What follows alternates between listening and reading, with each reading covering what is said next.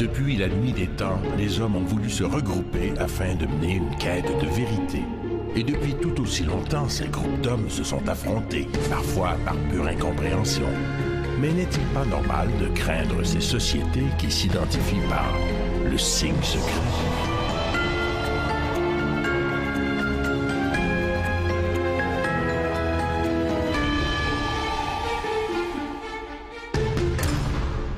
Ça pourrait être un sujet fantastique pour un film d'intrigue internationale. Un groupe d'hommes et de femmes très puissants qui constituent une espèce de gouvernement mondial et qui tire les ficelles de tous les pays. Plusieurs sociétés secrètes préconisent cette centralisation des pouvoirs au sein d'un groupe élitiste d'intellectuels. Mais aucune n'a incarné cette utopie avec autant d'exactitude que le groupe Bilderberg.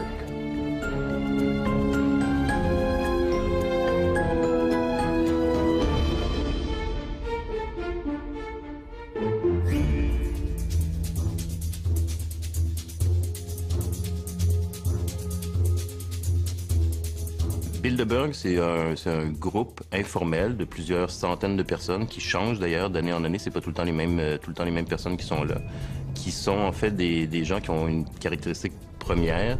C'est toutes des membres de l'élite, de la haute élite politique, économique, médiatique et on pourrait dire aussi militaire, qui prennent l'occasion de se réunir pendant quelques jours dans un hôtel de luxe complètement isolé, à huis clos, pour discuter entre eux d'enjeux qui les préoccupent.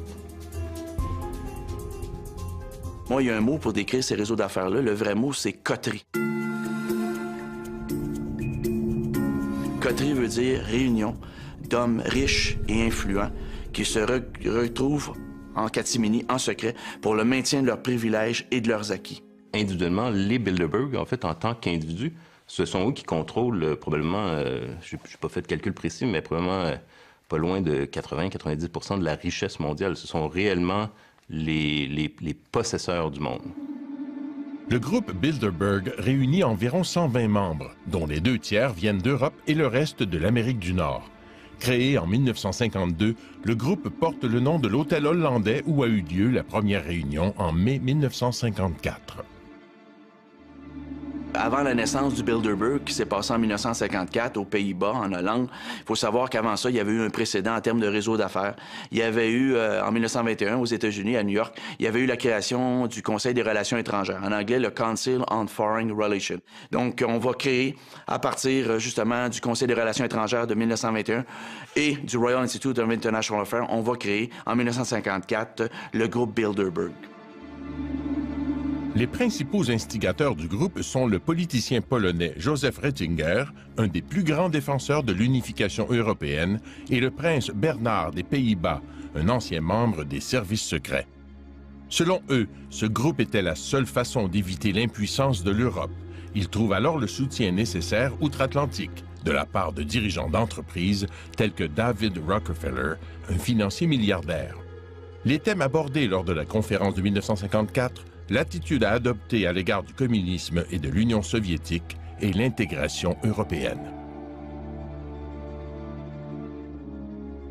Le Bilderberg naît en Europe, en Occident, au début des années 50. Les années 50, c'est évidemment marqué pour les élites occidentales par différents problèmes spécifiques, entre autres ce qu'ils considéraient comme la principale menace pour l'Occident, qui était le communisme, l'Union soviétique.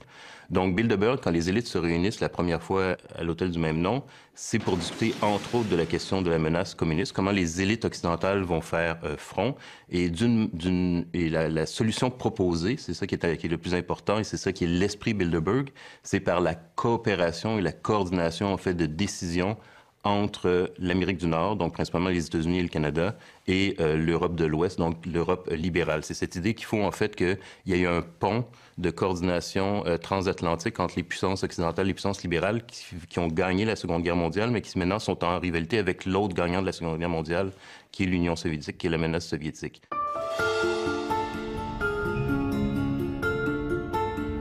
Il y avait aussi un intérêt de sécurité nationale. C'était important aussi donc d'assurer la sécurité de l'Europe et de l'Amérique du Nord ensemble. Il y avait bien entendu en troisième lieu un objectif commerciales, économiques. Il fallait s'organiser de manière à ce que les barrières tarifaires, les barrières économiques soient abattues pour permettre une libre circulation des biens et des personnes. Donc un objectif affiché quand même de libre-échange, surtout entre les pays du bloc occidental. Il va sans dire qu'un groupe aussi influent et mystérieux allait susciter la curiosité des journalistes d'enquête. 3 d'entre eux se sont particulièrement intéressés au groupe Bilderberg. L'Espagnol Daniel Estulin, le Français Michael Gama et l'Américain Jim Tucker. Grâce à des sources anonymes, ils ont étudié ce qui se disait derrière les portes closes des grands hôtels où le groupe se réunit chaque année. Jim Tucker consacre littéralement sa vie depuis 1975 à suivre les membres de ce groupe. C'est à cette époque qu'il prend connaissance de l'étonnant récit de Westbrook Pegler, le premier journaliste à avoir découvert l'existence du Bilderberg en 1957.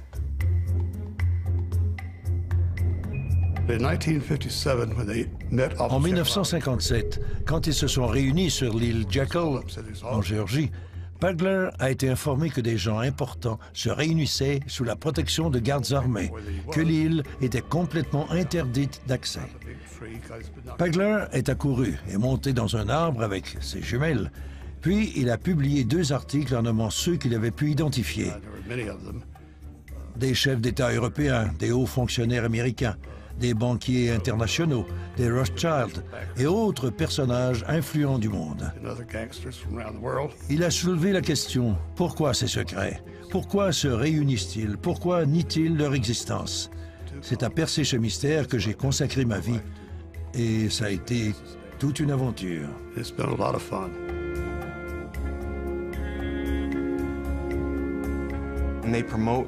Ils prônent la mondialisation et la gouvernance mondiale.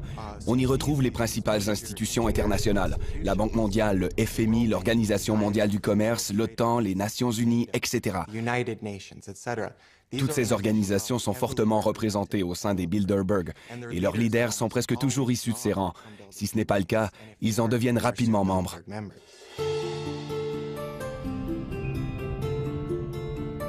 Dans ces groupes-là, l'idée de maîtresse qu'on a dépasse l'identité nationale, d'où est-ce qu'on provient. Et ultimement, les objectifs, c'est la création d'un gouvernement mondial. Encore en 2008-2009, on parlait même d'un impôt mondial. Nous ne sommes pas du tout informés sur les agissements du Bilderberg dans le cadre des médias. Un seul exemple, dans le cas de la France, vous avez une réunion du Bilderberg en France, à Versailles, en 2003. En 2003, Versailles était littéralement coupé du reste du monde, verrouillé par la police, par les militaires. Il n'y a pas eu un mot dans la presse française pour évoquer cette réunion, et puis encore moins des sujets traités. C'est toujours en fonction de grands événements politico-économico-financiers. Après, ce qui est dit, alors là, c'est le mystère pour le quidam, les quidam que nous sommes. Une politique que le groupe a adoptée dès le départ, que les propos que les participants vont tenir à l'occasion de ces réunions ne seront jamais rendus publics. Tout simplement parce qu'il voulait donner l'occasion aux participants de ne pas avoir la langue de bois, donc de s'exprimer de façon libre, d'oublier le politiquement correct ou le diplomatiquement correct. Évidemment, ils vous diront qu'il ne s'agit pas de secret, il s'agit tout simplement de confidentialité, il s'agit tout simplement d'une réunion privée. Mais les moyens qu'ils se donnent pour assurer le caractère privé de cette réunion sont en réalité des moyens qui relèvent du culte du secret. Est-ce qu'ils veulent préserver leur intimité, préserver les sujets dont ils discutent? Est-ce qu'ils prennent des décisions qu'on ne voudrait pas entendre, qui discutent de choses que la population ne voudrait pas savoir? C'est sûr que le fait que ce soit en secret, c'est ce qui rend ça évidemment le plus suspect. Alors, si un groupe de cette envergure existe depuis une 50aine d'années et que 99% des gens ne le savent pas, ça veut dire tout simplement que c'est un groupe qui est un groupe secret et qui fait du secret peut-être son arme principale.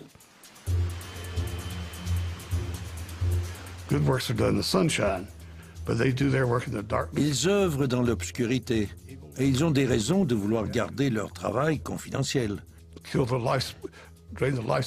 Les guerres qu'ils fabriquent ont coûté bien des vies. Plusieurs phénomènes découlent de leur volonté. Par exemple, la récession et les fluctuations du prix de l'essence. La guerre en Afghanistan en 2001. Eh bien, la guerre en Afghanistan, l'année précédente, ça avait été discuté aux réunions du Bilderberg. Et la guerre en Irak, c'était la même chose, ça avait été discuté en 2002. Et les Américains, avec une alliance militaire, avec d'autres pays, ont décidé d'envahir l'Irak en 2003. Le journaliste Daniel Estulin affirme dans son livre « La véritable histoire des Bilderberger » que le groupe aurait également accordé sa bénédiction à Barack Obama pour briguer la présidence des États-Unis.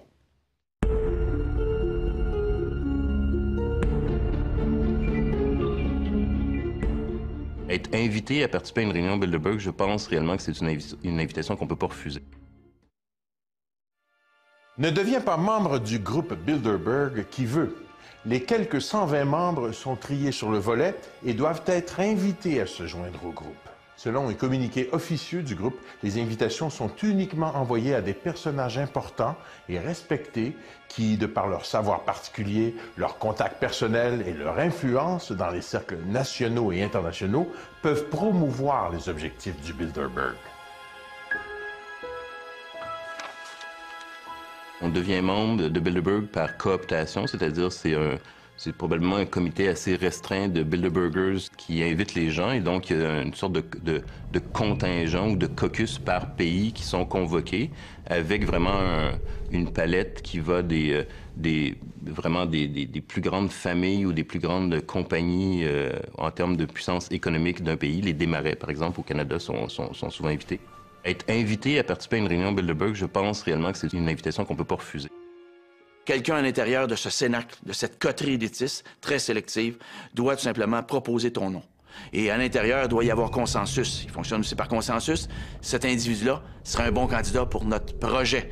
Et notre projet, c'est quoi? Bien, notre projet, en fin de compte, c'est d'élargir notre espace de jeu. Le but, c'est de créer des oligopoles mondiaux. Un oligopole, c'est une situation où il y a très peu de vendeurs, mais énormément d'acheteurs. Ce qui veut dire que les vendeurs qui sont dans le domaine corporatif, peu importe le créneau, bien, à ce moment-là, ils ont beau jeu, en fin de compte, de fixer les prix à la hausse parce qu'il y a énormément d'acheteurs pour leurs produits. L'intérêt, c'est de choisir des gens sûrs, efficaces, qui vont servir une cause commune. La gouvernance mondiale et l'élaboration d'une architecture permettant le bon fonctionnement du système. Parmi les membres présumés ou connus du Bilderberg, il y a les derniers secrétaires de l'OTAN. Tous les présidents américains depuis Eisenhower, sauf, semble-t-il, Ronald Reagan, les barons des médias, dont Conrad Black et Edgar Bronfman, de même que Bill Gates. Parmi les Canadiens qui auraient assisté à au moins une rencontre du Bilderberg, Jean Chrétien, Pierre Elliott Trudeau, Stephen Harper, Raymond Chrétien, alors qu'il était ambassadeur canadien aux États-Unis, Stéphane Dion, Paul Martin et Frank McKenna.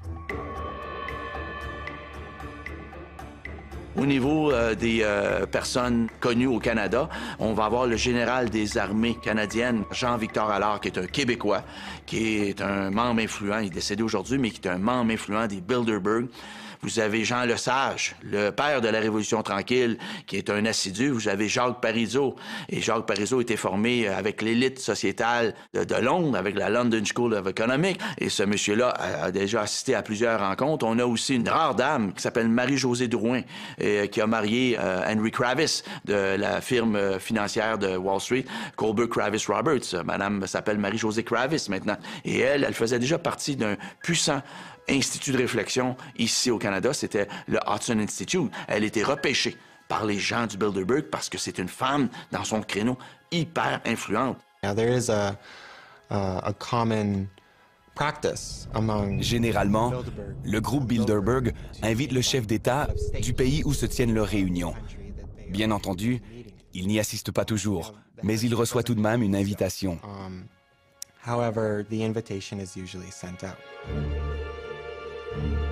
C'est probablement dans ce contexte, c'est-à-dire l'invitation systématique du plus haut dirigeant du pays hôte, que Brian Mulroney a participé à la rencontre du groupe Bilderberg qui se tenait à Toronto en 1987. Dans la mesure où il le fait dans le cadre de ses fonctions de premier ministre du Canada, Archives Canada, c'est-à-dire le bureau du conseil privé, a archivé donc son discours. Donc on a son discours et on voit que c'est un discours d'une quinzaine de pages. Il ne dit rien de secret dans ce discours. C'est l'époque de Gorbatchev en URSS, donc la transition. Donc lui, il se réjouit de ça. Il dit que l'Occident doit accompagner Gorbatchev parce que le régime soviétique est un mauvais régime, alors que le régime libéral est un bon régime. Il vante en fait ce qu'on connaît déjà de Brian Mulroney, c'est-à-dire c'est un partisan du libre-échange. Donc c'est ce qu'il va dire au Bilderberger. Il dit même qu'il faut en fait avoir une ouverture plus grande au niveau des frontières pour la liberté de circulation des populations et de la main-d'œuvre, donc de l'immigration. Fin des années 80, c'est aussi le problème du sida. Donc, il parle du sida, il parle de l'Afrique, il parle de l'endettement des pays du tiers-monde. Donc, c'est ce genre de sujet, de propos qu'amène Brian Mulroney au Bilderberger quand il est invité à parler devant eux. Les nouveaux membres ne sont pas uniquement des gens connus. Plusieurs se font connaître après avoir joint le groupe. On peut penser que c'est justement le groupe qui a contribué à lancer leur carrière. Le groupe Bilderberg est reconnu pour soutenir des politiciens qui partagent sa vision du monde. Ainsi, on dit que Rockefeller a été tellement épaté par un discours donné par Jimmy Carter lors d'une réunion du Bilderberg qu'il aurait fait en sorte qu'il soit élu président des États-Unis l'année suivante. Les membres des Bilderberg financent les grosses campagnes électorales, contrôlent les médias, dirigent des multinationales et des banques. Donc, s'ils ne décident pas directement qui dirigera tel ou tel pays, ils ont la capacité, de par l'influence financière et le contrôle médiatique qu'ils exercent, de favoriser certains politiciens au détriment des autres. Vous avez eu, en 1996, une réunion du Bilderberg qui a eu lieu du côté de Toronto, je crois que c'était King City. Et il y avait un ministre-président du Land de Basse-Saxe qui était présent, l'Allemand Gerhard Schröder, qui un an plus tard est devenu chancelier allemand. Donc on voit très souvent des réunions de futurs chefs d'État. On n'a qu'à penser à Bill Clinton aux États-Unis en 1993. Quand il était à la première réunion du Bilderberg en 1991, Bill Clinton n'était pas encore le candidat du Parti démocrate. Mais au sortir du Bilderberg, il est devenu l'homme, lige et la marionnette préférée de ses maîtres marionnettistes. Mme Thatcher est arrivée au pouvoir en 1979 en Angleterre, mais juste avant d'arriver au pouvoir en Angleterre, cette dame-là avait été repérée par le groupe Bilderberg et elle est arrivée à la tête de son parti et elle a fait table rase, elle a fait maison nette et c'est une dame de fer qui a décidé d'en découdre avec les syndicats. Elle a mis les syndicats au pas. La question que plusieurs se posent, est-ce que le président américain Barack Obama fait partie de ce groupe? Au moment où on se parle, il est impossible de dire, hors de tout doute raisonnable, que Barack Obama est un membre en règle. Il est un sympathisant. Il faut savoir que Barack Obama envoie des émissaires aux réunions du Bilderberg. Bon nombre de ceux qui ont assisté à la réunion du groupe Bilderberg en 2008 se sont retrouvés dans le gouvernement d'Obama quand il est devenu président. Par exemple, Larry Summers et Paul Volcker, l'ancien président de la Réserve fédérale américaine, sont devenus d'importants conseillers économiques d'Obama. Le général James Jones est devenu son conseiller en matière de sécurité nationale. Et j'en passe. Oui, Barack Obama est sans aucun doute un membre de Bilderberg. Et il obéit certainement à leurs ordres. On en aura la preuve avec l'augmentation des coûts de l'essence et avec la prolongation de la récession entièrement fabriquée par les Bilderberg.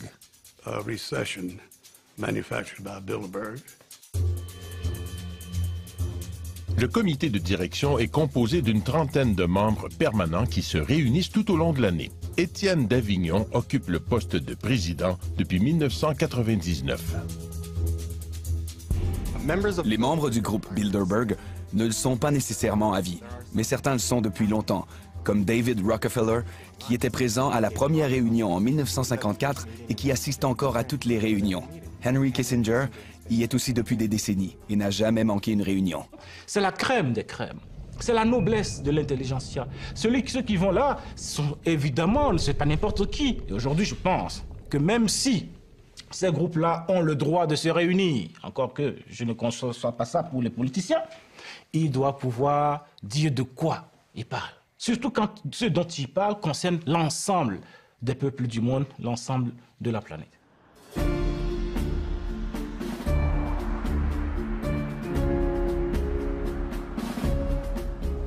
Alors mon cher Benoît, ces gens influents qui sont membres du Bilderberg, qui se promènent toujours dans des limousines comme celle-ci? Oui, effectivement, quand ils vont à leur rencontre annuelle, les fins du mois de mai et mois de juin, ils se rendent là en limousine, des limousines aux vitres teintées, et ces gens-là portent des costards noirs, 3 pièces, sombres, avec des lunettes fumées, et ils ont aussi leur garde du corps, toujours dans leur entourage. Et est-ce que ce sont des limousines blindées? Blindées, je dirais pas jusque-là, mais peut-être certaines personnes, parce qu'il y a des dignitaires de pays étrangers là, qui vont là. Il y a aussi des reines, des têtes couronnées qui assistent à la réunion du Bilderberg. C'est pour ça qu'ils se réunissent toujours dans des endroits reculés, loin des centres-villes? 5 étoiles. Ça prend des hôtels 5 étoiles et ça, c'est réservé longtemps à l'avance, mais l'endroit n'est connu souvent qu'une semaine avant l'événement, question de sécurité. Et effectivement, on fait ça dans des endroits qui sont assez huppés, cossus, mais retirés, en fait, compte, question de sécurité toujours.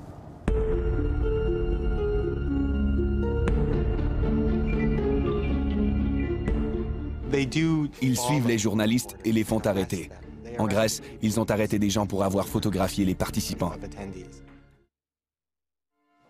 En plus de 50 ans, la presse n'a jamais été autorisée à assister à une rencontre du groupe Bilderberg, pas plus que n'ont été publiées des déclarations sur les conclusions adoptées par les participants. Et non seulement ils sont réticents à l'idée de révéler la teneur de leur discussion, ils refusent de dévoiler publiquement le lieu de leur réunion.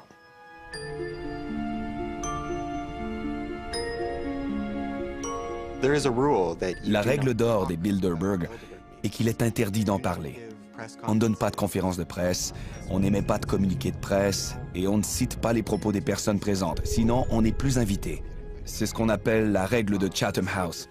Si vous assistez à la réunion, vous acceptez de ne pas en parler. Ils savent qu'ils ont des intérêts communs. Ils savent qu'ils ont des enjeux et des problématiques dont ils veulent discuter ensemble. Ils veulent pouvoir en discuter, je dirais, librement, c'est-à-dire sans avoir à prendre en considération l'opinion publique, qu'ils considèrent d'ailleurs comme un problème. L'opinion publique, ils veulent le contrôler plutôt qu'être influencés par l'opinion publique. Et donc, ils ont tout avantage, dans ce cas-là, à ce que ça soit secret. Souvent, vous savez, ces décisions prises par ces élites oligarchiques, financières, etc., ces décisions vont à l'encontre des intérêts du peuple. Et donc, pour éviter des manifestations de masse, il vaut mieux être discret. Les seules images possibles à prendre sont celles de limousines venant déposer des invités difficiles à identifier. Il est en effet très bizarre qu'aucun média ne considère ces rassemblements comme dignes de faire l'objet d'une publication, alors que généralement le seul déplacement de n'importe laquelle de ces personnalités fait l'objet des gros titres des manchettes.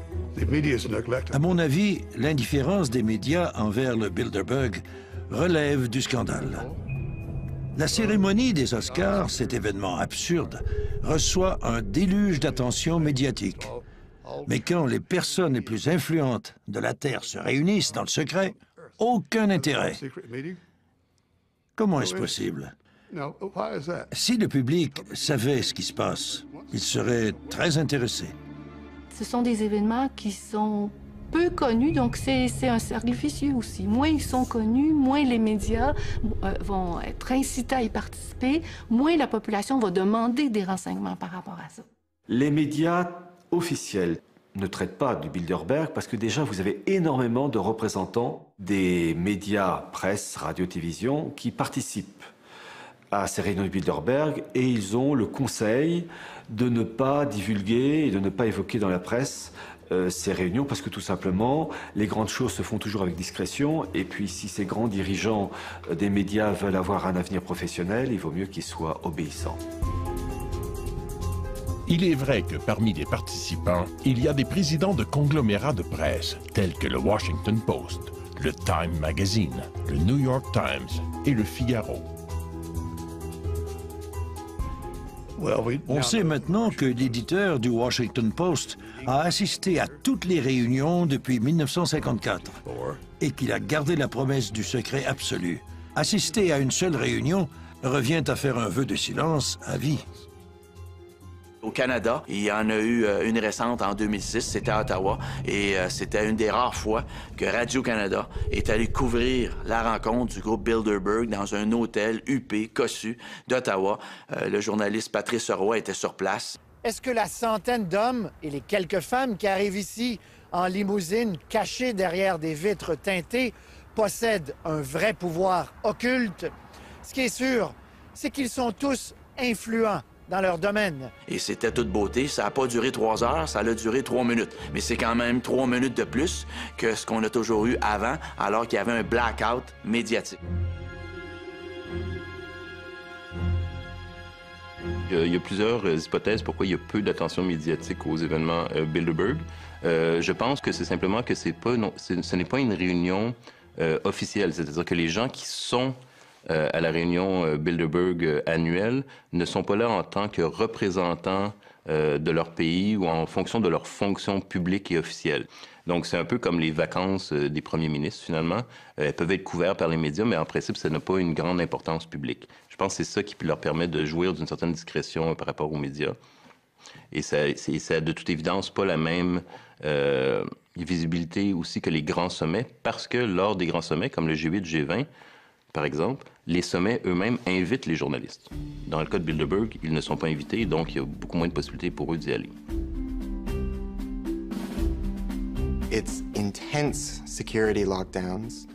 La sécurité est impénétrable. À la réunion de 2009 en Grèce, l'armée grecque avait déployé des bâtiments de la marine, des camions armés et la police secrète pour surveiller l'hôtel où se déroulait l'événement. Ces coûts sont assumés par le pays hôte, qui les refile essentiellement aux contribuables sous forme de dépenses publiques. Puisque le contribuable n'en bénéficie pas vraiment, ça soulève bien entendu des questions d'ordre moral.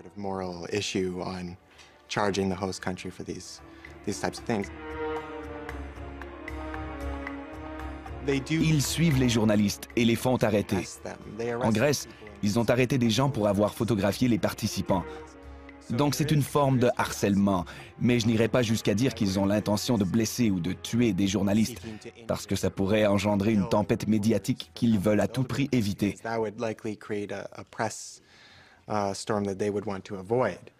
Laissez-moi vous dire que j'en ai eu des sueurs froides dans mes aventures avec les Bilderberg. Au Portugal, j'avais embauché un chauffeur pour m'emmener le soir vers 23 heures pour tenter de m'emparer de quelques documents. Le chauffeur a accepté de me déposer à côté d'une clôture et de m'attendre les phares éteints. J'avais à peine parcouru une centaine de mètres lorsque j'ai entendu des coups de feu passer au-dessus de ma tête. J'ai été pris par surprise. Alors j'ai pris mes jambes à mon cou, j'ai sauté par-dessus la clôture et on est parti à toute vitesse avec les phares encore éteints. Et puis j'ai pensé, ils n'ont pas essayé de me tuer. Ils ont voulu m'intimider et ils ont réussi.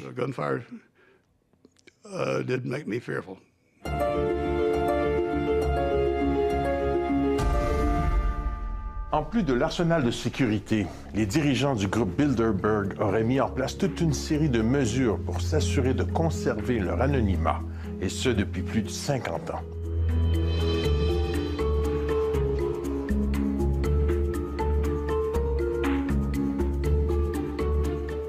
Ce qu'ils font, en fait, c'est vraiment un grand hôtel chic, qui va être finalement vidé de ses touristes et de ses visiteurs habituels. Donc, c'est vraiment l'ensemble des chambres et de l'établissement de l'hôtel qui est réservé pour la réunion Bilderberg. Le personnel de l'hôtel n'est informé de la réunion que la veille. Et on leur interdit même de s'adresser aux clients qui participent aux réunions.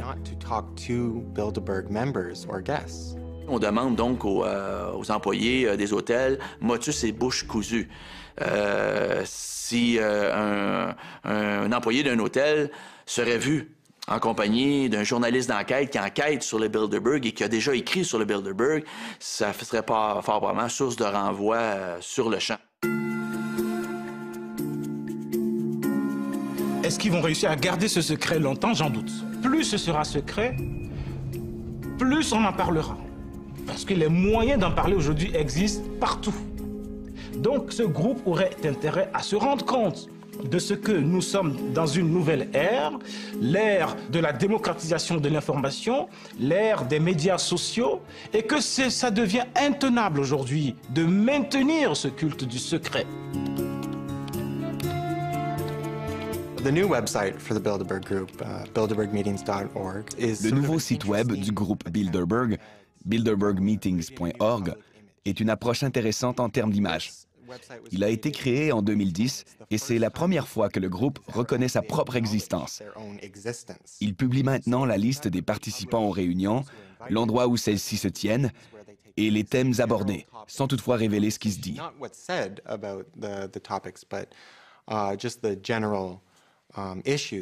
C'est donc un pas significatif, mais c'est aussi une façon pour eux de lutter contre l'image négative que se fait le public des Bilderberg.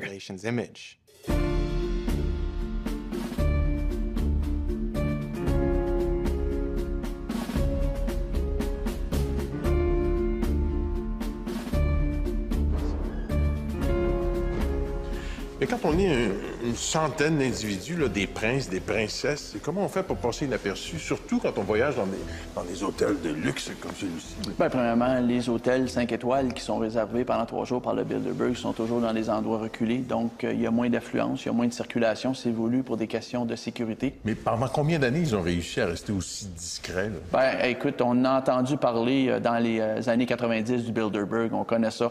On en parle plus depuis le début des années 2000, mais ça commençait tranquillement, par-ci, par-là, dans les années 90, à parler du Bilderberg. Mais pour le commun des mortels, le mot Bilderberg, ça n'a aucune connotation, ça veut absolument rien dire.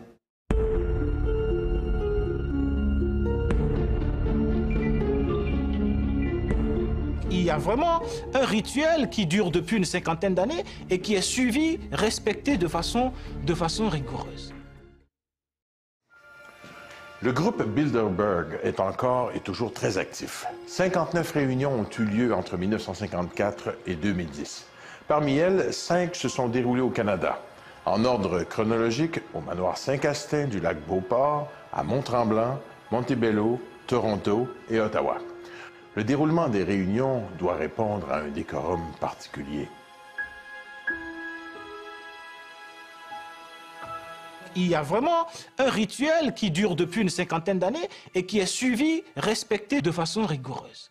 Les gens s'asseyent les uns à côté des autres suivant leur ordre alphabétique. C'est-à-dire que si vous êtes le prince Bernard des Pays-Bas, si le nom de famille commence par B, vous pouvez vous asseoir à côté d'un professeur d'université dont le nom aussi commence par B. Je veux dire, c'est pas parce que vous êtes prince que vous allez vous asseoir forcément à côté d'un autre prince. Voyez-vous, c'est un peu là qu'on définit peut-être le côté égalitaire du groupe.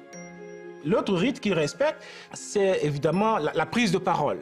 Les gens sont tenus de respecter leur temps de parole. On s'attend à ce que les participants aux réunions des Bilderberg s'expriment. On veut savoir comment ils sont, ce qu'ils pensent, qui sont les gens qu'ils seraient susceptibles d'appuyer. Margaret Thatcher a été invitée à une réunion dans les années 1970. Elle était restée en retrait sans dire grand-chose et à ce moment-là, elle était à peine connue dans son propre pays et encore moins à l'extérieur. Donc les autres se méfiaient un peu d'elle. Puis, celui qui l'avait invitée l'a prise à part à la fin de la journée et le jour suivant, elle a donné un de ses fameux discours pendant 3 minutes et les a tous tellement impressionnés que David Rockefeller et Henry Kissinger l'ont adorée. Ils l'ont emmenée aux États-Unis, l'ont présentée à tout le monde et quand elle est devenue Premier ministre, elle a adopté des politiques économiques néolibérales qui ont énormément bénéficié aux membres Bilderberg.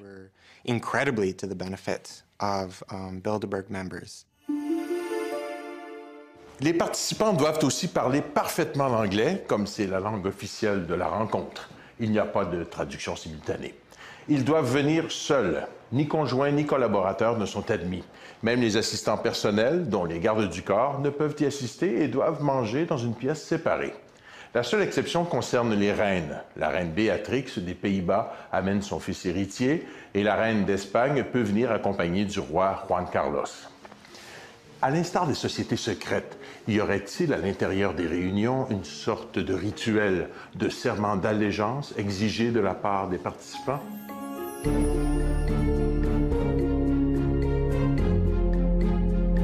Les gestes, il y en a sûrement. Des objets décorant, si je puis dire, la salle de réunion, c'est possible, mais compte tenu qu'elles sont secrètes, que ce n'est pas filmé, comment savoir? Certains observateurs vont plus loin et prétendent que le fondement même du groupe Bilderberg repose sur la philosophie des francs-maçons. Les représentants du Bilderberg obéissent aux 3 pivots de l'idéologie maçonnique: nominalisme, naturalisme, primauté de l'homme. Le premier point, c'est le nominalisme, qui en philosophie dit qu'il n'y a pas de vérité. Chacun a sa vérité. Vous avez votre vérité, j'ai la mienne, et c'est une vérité qui est évolutive. Ce qui est vrai aujourd'hui n'est pas demain, etc. Le deuxième point, c'est le naturalisme, qui consiste à dire qu'il n'y a pas de religion révélée. Et le troisième point, c'est la primauté de l'homme, centre de toute chose. Alors que dans le catholicisme, Dieu est centre de toute chose et l'homme est la créature, le second. Dans l'idéologie maçonnique, qui anime donc les dirigeants de Bilderberg, l'homme est le centre de toute chose, l'être indépassable. Il y a un aspect de société secrète, mais il n'y a pas de rite d'initiation. Ce qui rend société secrète, c'est le fait qu'on ne donne pas tout l'agenda. On ne publie pas les rapports, donc ces résultats restent à huis clos. Et dans ce cadre-là, on peut dire que c'est plus une société secrète dans sa façon. C'est un club de gentlemen. Ils ont une certaine influence et un certain pouvoir sur les institutions et leurs plans d'action. Mais je ne dirais pas qu'ils sont une société secrète dirigeant le monde. Ce serait leur accorder une trop grande importance. Mais d'après vous, est-ce qu'ils ont des cérémoniales, des codes, des rituels comme les francs-maçons? Est-ce qu'ils ont un signe secret? Oui, le signe secret des membres du Bilderberg, ça serait le signe du dollar. Et Dieu sait qu'ils en ont beaucoup de dollars. Et considérez-vous comme une société secrète? C'est une société qui a beaucoup de secrets, qui méritent d'être dévoilés au grand public. On sent chez tous les gens qu'on a interviewés un mélange de fascination en même temps qu'un désir de dénonciation. Et vous, Benoît Perron, personnellement, est-ce que vous êtes intrigué, inquiété, fasciné? Non, je ne suis pas du tout fasciné par les membres du Bilderberg. Par contre, ces gens-là, oui, ils me troublent, ils m'intriguent parce que le pouvoir qu'ils ont concentré dans leurs mains et parce qu'ils occupent des postes clés, justement, dans la société, font en sorte que les décisions qu'ils prennent vont avoir un impact à moyen terme et à court terme sur le commun des mortels, donc sur moi. Alors, c'est un rapport amour-haine.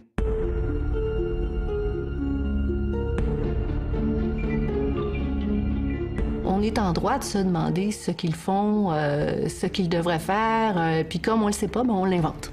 Donc c'est une magnifique machine à rumeurs. Le fait que leur réunion soit entourée d'autant de secrets a tout pour plaire aux amateurs de théorie du complot. On leur attribue notamment l'orchestration de la mondialisation économique. On emploie les termes complot mondial, main droite du monde et même maître du monde.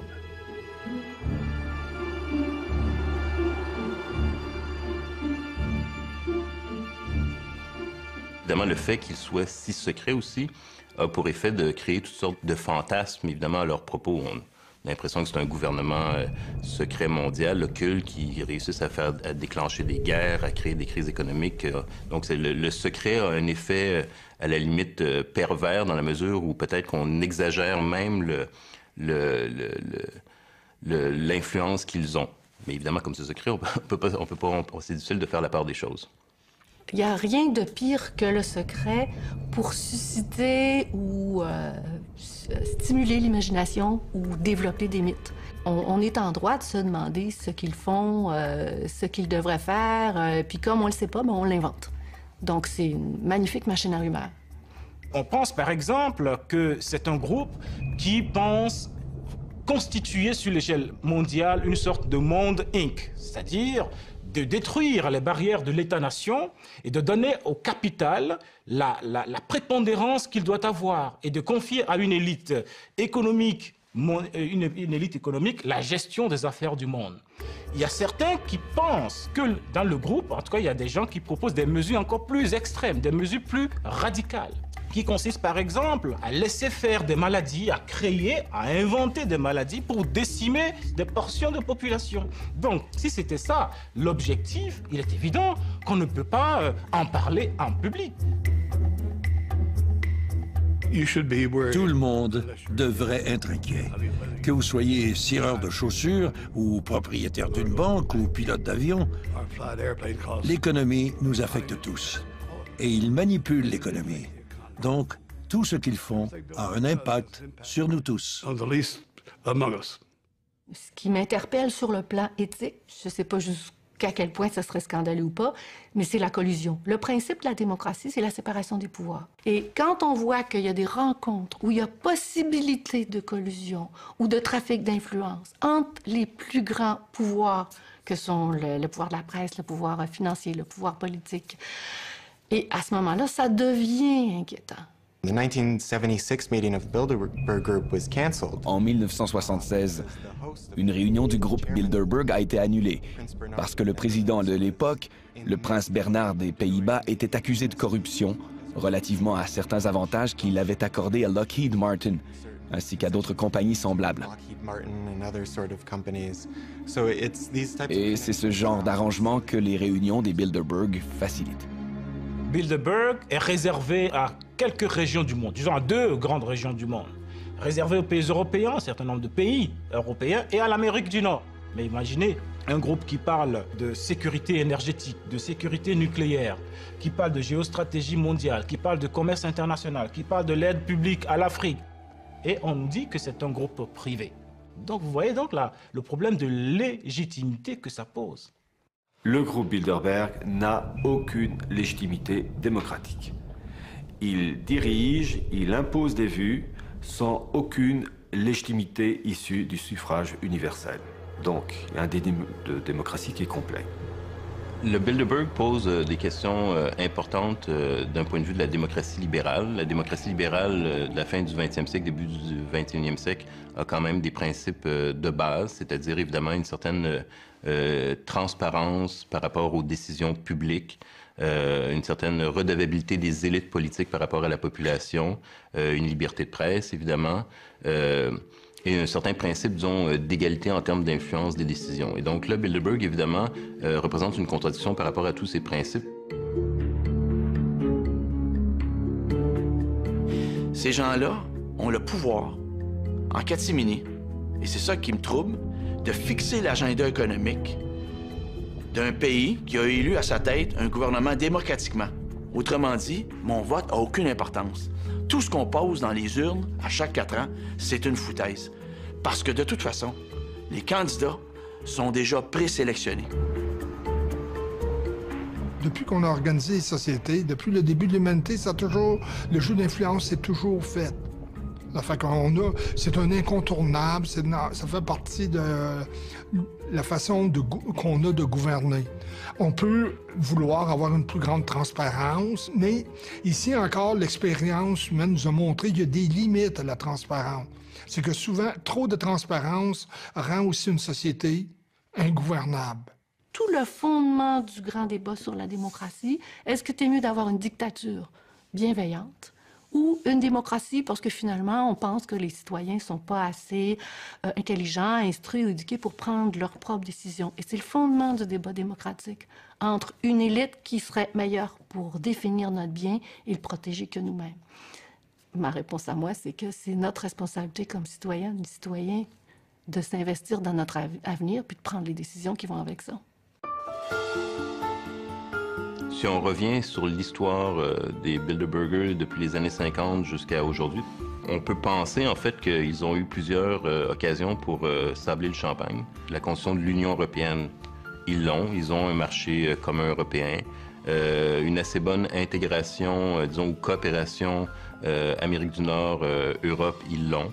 Ils avaient des cauchemars au sujet de la menace soviétique. Cette menace soviétique, elle n'existe plus. Donc, je pense qu'au fil des décennies, les Bilderberger, en fait, ont vu un monde qui ressemble de plus en plus à ce qu'ils rêvaient de créer ou d'obtenir ou de provoquer.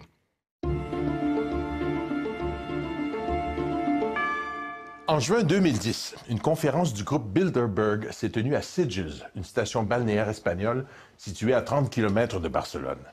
Parmi les invités, soulignons la présence du président espagnol Zapatero, Le géant du secteur des télécoms, Google, y était représenté. On y retrouvait aussi les dirigeants de Shell, la reine d'Espagne, la reine Béatrix d'Hollande, le premier ministre français François Fillon, Bill Gates, le conseiller financier d'Obama, le secrétaire général de l'OTAN et le directeur de l'Organisation mondiale du commerce. On peut supposer qu'ils n'étaient pas là que pour jouer au golf.